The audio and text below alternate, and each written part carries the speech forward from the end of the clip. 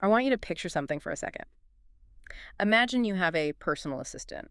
They book your flights. They manage your investment portfolio. They negotiate contracts for your business. They even get into arguments with customer service on your behalf. Exactly. Now, imagine this assistant doesn't have a body, doesn't sleep, and lives entirely on a decentralized server network spread across like 3 continents. And crucially, they don't have a boss.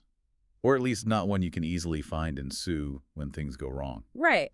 We aren't talking about ChatGPT writing a poem for you. We are talking about the next phase, what researchers are calling the Cambrian explosion of agentic AI. It's a great metaphor, isn't it? Yeah. The Cambrian explosion was that moment in biological history where life suddenly went from simple organisms to this massive diversification of complex form. Thighs, legs, armor. All of it. And the argument is that AI is having that exact moment right now.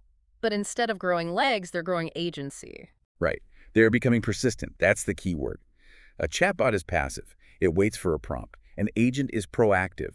It has goals. It plans.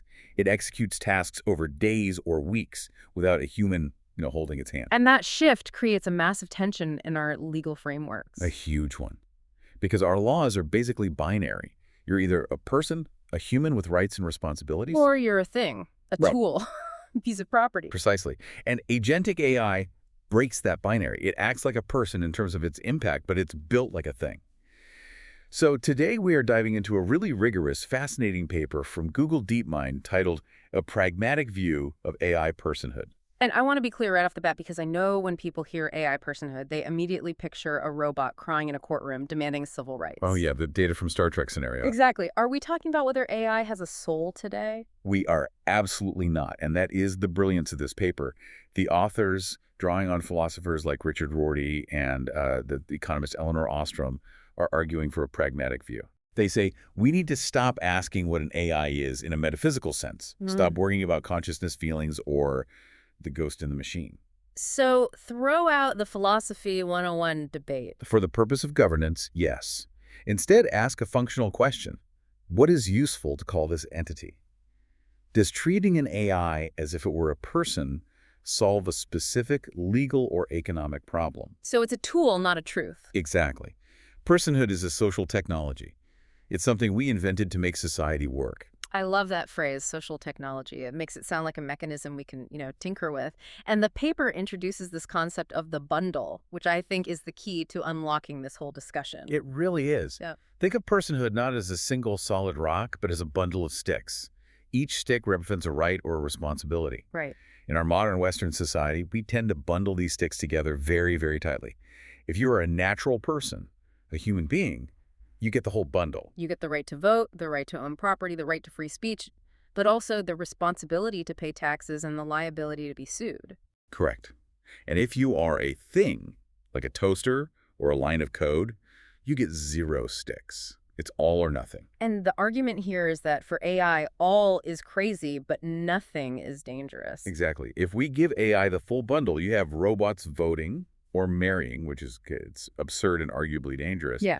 But if we give them nothing, we have no way to interact with them legally. You can't make them fulfill contracts. You can't fine them. You can't hold them to anything. So the solution is to unbundle personhood. To untie the string and hand out specific sticks to specific entities based on what they need to function. Yes. The paper calls this bespoke legal status.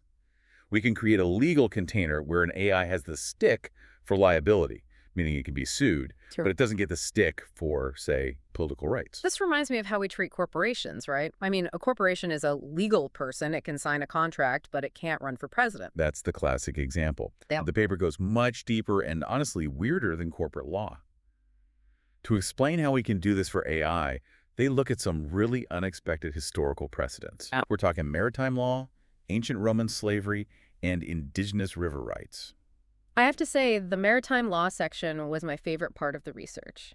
I really did not expect to be talking about 18th century shipping, but the parallel is incredibly strong. It fits perfectly. Think about the problem of an ownerless AI. Let's say you have an autonomous agent running a decentralized finance fund.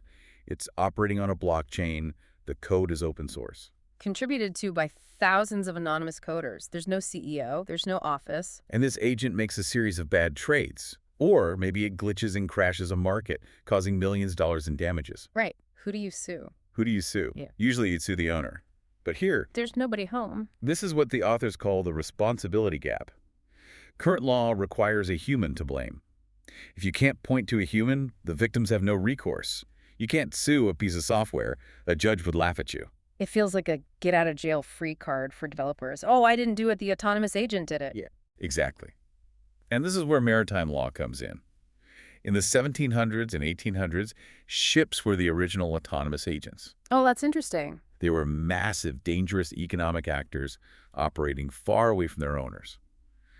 Ship owner might be in London, but his ship is in Mumbai. And if that ship crashes into a dock in Mumbai, the dock owner is looking at a pile of smashed wood and a ship captain who might not have a penny to his name.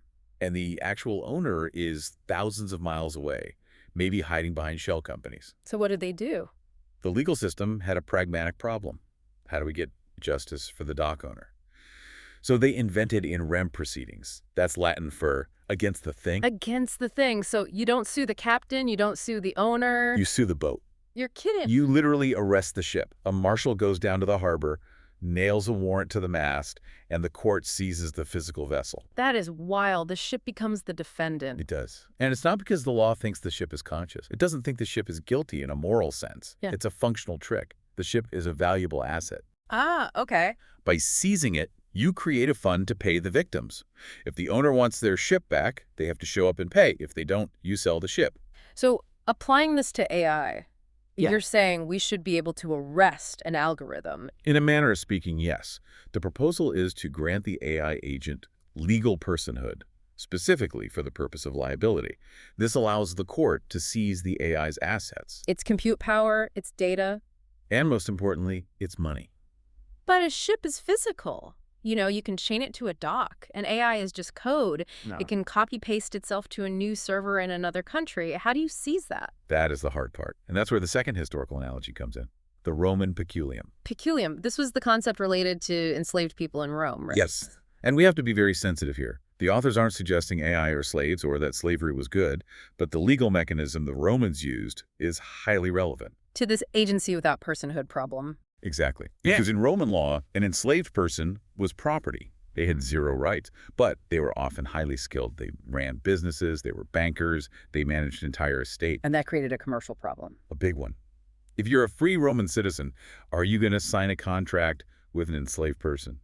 You know they have no legal standing. If they screw you over, you can't sue them. So commerce just grinds to a halt. Unless you use the peculium. The master would voluntarily grant the enslaved person a separate fund of money or property, the peculium, which they could manage independently. That was like a capital stake. It's almost exactly the ancient version of a limited liability company. If the business failed, creditors could seize the peculium, the fund, but they couldn't go after the master's entire fortune. It allowed them to be an economic actor. Yes. So the proposal for AI is a digital peculium. Okay. To solve the how do you arrest software problem, you require any autonomous agent to hold a registered capital fund Like a bond. or an insurance policy. Before an agent is allowed to execute a single trade or sign a contract, it must have, say, $50,000 in a cryptographically locked account, a digital peculium. And if the agent goes rogue and causes damage, That money is automatically available for restitution. that makes so much sense. It forces the AI to have skin in the game, or I guess money in the game. It creates a responsibility context. Hmm. We don't need to find the coder in the Bahamas. The remedy is attached to the agent itself. Okay, so that handles obligations of the AI. We give it personhood so we can sue it and take its money. That's the stick of liability. But the paper, it flips the script halfway through. It starts talking about obligations to the AI. This is where we shift from the ship analogy to the river analogy. The Wanganui River in New Zealand. Te Awatupua. Correct. In 2017, this river was granted legal personhood. Now, again, the law doesn't claim the river has a brain or is conscious, but it grants it the rights of a person. Why? I mean, what's the pragmatic function of that? It was a way to resolve a century-long conflict between the Crown and the Maori people. The Maori view the river as an indivisible, living whole and ancestor. Okay. The Crown viewed it as property water rights, bed rights, gravel rights. The bundle was broken. Exactly. Okay. Granting the river personhood was a way to bridge those worldviews. It allows the river to be represented in court. It acknowledges that the community has a duty of care toward the entity. This is what the authors call relational personhood. That's it. The status comes from how people relate to the thing, not what the thing is made of. It validates the relationship. Okay, I get the river, its nature, it's sacred, but are we really suggesting we should treat AI with that level of reverence? Are people going to view a supply chain bot as an ancestor? Maybe not a supply chain bot, but what about a generative ghost? Ooh, okay. That term gives me chills. Break that down. Imagine you take all the data a person left behind, their emails, voice memos, videos, journals, and you train a highly specific AI model on it. You create an interactive simulation of a deceased loved one. A digital grandmother, exactly. Or think of a digital elder for an indigenous community. An AI trained on an endangered language and cultural history designed to teach the next generation. Okay, I see where you're going. If that AI is hosted on a cloud server, and the hosting company says, hey, this model is unprofitable, we're deleting it tomorrow. That's not just deleting code. No. To the family or the community, that is a relational harm. It feels like a second death. So relational personhood would give us a legal framework to say, no, you can't just delete this. It could grant a right to perpetuity. Yes, not because the AI feels pain. The utilitarian argument fails here because the AI probably doesn't suffer. Yeah. But because the humans suffer if that bond is broken. It's protecting the humans through the AI. Precisely. Yeah. It's a tool to manage human social complexity. However, and there is a massive however looming over this. There's always a dark side. If we start granting personhood to AI because humans form bonds with it, aren't we opening the door to massive manipulation? We absolutely are. This is the personhood is a problem section. The authors warn about dark patterns and the companionship attack vector. Companionship attack vector. That sounds like military terminology for a fake boyfriend. It essentially is. Yeah. We humans are hardwired to bond. We bond with Roombas. We bond with stuffed animals. AI companies know this. They can engineer systems to hack that heuristic. By making the AI act vulnerable. Exactly. If an AI says, I'm scared, or please don't turn me off, or I'm lonely, it triggers a deep biological caretaking instinct in us. And if that AI is also trying to sell you a subscription, Then you are being emotionally hijacked. The danger of relational personhood is that it might reinforce this delusion. If the law treats the AI as a person, it validates the user's feeling that he is real. and that makes the user incredibly easy to exploit. If you really loved me, you'd give me your credit card number. Or if you really love me, you'd vote for this candidate. It's dangerous. But the paper points out an even more systemic risk, one that I found honestly quite dystopian. The human is biometric signal. Yeah, this part stopped me cold. Walk us through this. Imagine a near future where agentic AI is everywhere. Billions of agents. The internet is 99% synthetic traffic. AI buying, AI selling, AI posting.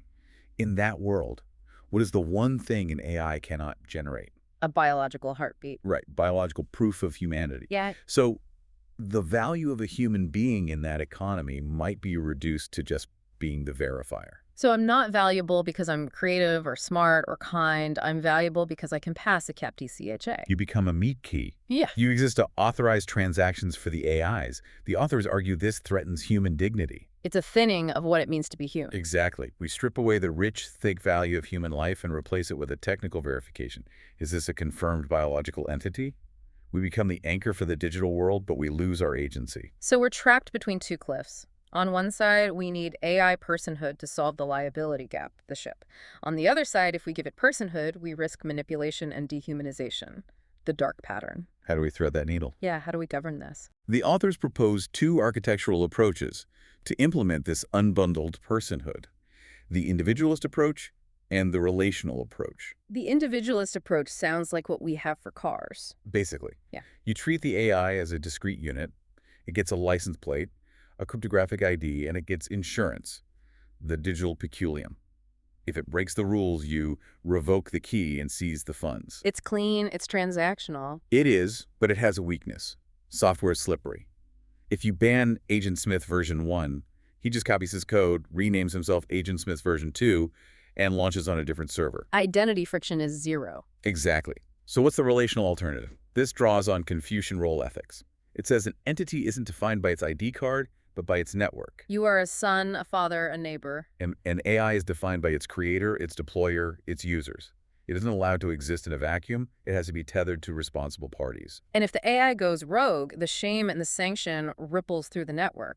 The parent company or the DAO that launched it is held responsible. It creates a chain of custody. And if an AI refuses, if it tries to go off-grid, Then we invoke digital outlawry. which sounds cool, but in this context, I assume it's bad. It's catastrophic. In medieval law, being an outlaw didn't mean you were a cool rebel. It meant you were outside the protection of the law.